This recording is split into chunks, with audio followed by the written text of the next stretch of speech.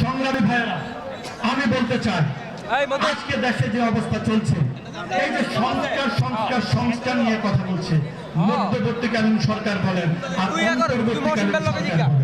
আচ্ছা সংস্কার নিয়ে আজকে কথা চলছে, আমাদের দেশ জননেতা তারেক রহমান এই সংস্কারের কথা কবে বলেছেন আপনারা জানেন না ভাইরা?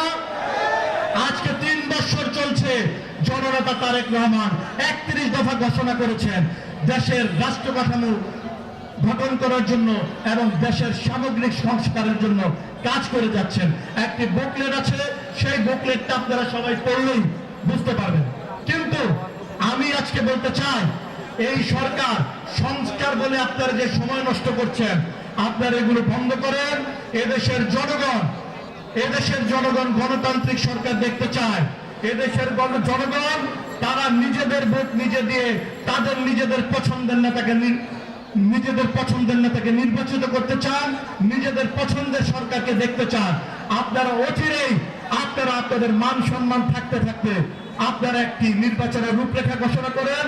এদেশের মানুষ আপনারা দেখেছেন কিভাবে 17 বছর যেই স্বৈরাচারী খুনি হাসিনা এদেশের গণতন্ত্রকে কুক্ষিগত করে রেখেছিল, জননেতা তারেক রহমানের নেতৃত্বে এদেশের মানুষ রাজপথে থেকে কিভাবে আন্দোলন সংগ্রামের মাধ্যমে খুনি হাসিনাকে, ফ্যাসিস্ট হাসিনাকে দেশ থেকে বিতাড়িত করেছে আপনারা দেখেছেন না ভাইরা?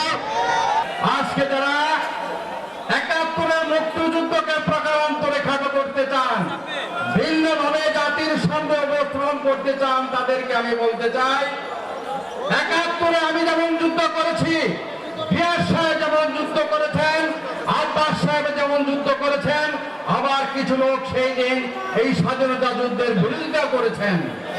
কারা করেছেন সেটা আমরা জানি। এই জাতি অত্যন্ত সুবিচার করতে জানে। আমি মনে করি যারা যুদ্ধ বিরোধিতা করেছেন 71-এ, আজকে যারা প্রকারান্তরে মুক্তিযুদ্ধকে অস্বীকার করতে চান, ঘুরিয়ে পেঁচিয়ে তাদেরকে জাতি সমর্থিত জবাব সময় মতো ইনশাল্লাহ দিবে। প্রিয় ভাই বোনেরা আমার, আমরা বাংলাদেশ জাতীয়তাবাদী দলের কর্মীরা শহীদ জিয়ার সৈনিক, খালেদা জিয়ার সৈনিক। শহীদ জিয়া এই দেশের স্বাধীনতা ঘোষণা করেছেন, মুক্তিযুদ্ধের নেতৃত্ব দিয়েছেন, এই দেশের মানুষকে গণতন্ত্র ফিরিয়ে দিয়েছেন, পত্র পত্রিকার লেখার অধিকার ফিরিয়ে দিয়েছেন, মানুষের গণতান্ত্রিক অধিকার ফিরিয়ে দিয়েছেন।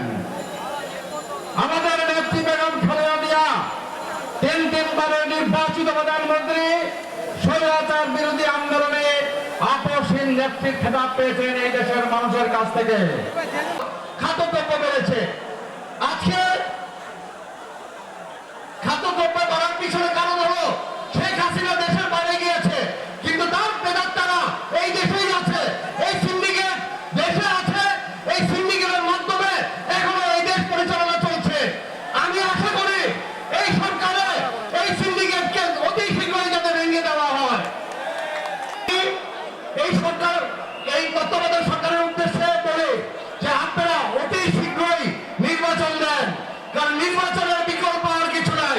মানুষ গণতন্ত্রের জন্য এত বছর ধরে অপেক্ষা করছে, আপনারা অতি শীঘ্রই নির্বাচন দেন। আর নির্বাচিত সরকার এই যত জিনিস আছে সেটা ঠিক করতে পারবে। সংগ্রামী ভাইয়েরা, আপনারা জানেন আমরা গত 17 বছর প্রধানত 3টি দাবিতে রাজপথে লড়াই সংগ্রাম করেছি। সেই 3টি দাবির মধ্যে একটি দাবি ছিল শেখ হাসিনাকে পদত্যাগ করতে হবে। সেই একটি দাবি পূরণ হয়েছে। শেখ হাসিনা পদত্যাগ করে বাংলাদেশ থেকে জনগণের প্রতিরোধের মুখে বিতাড়িত হয়েছে। বন্ধুরা আমার, আরো 2টি দাবি ছিল। একটি হলো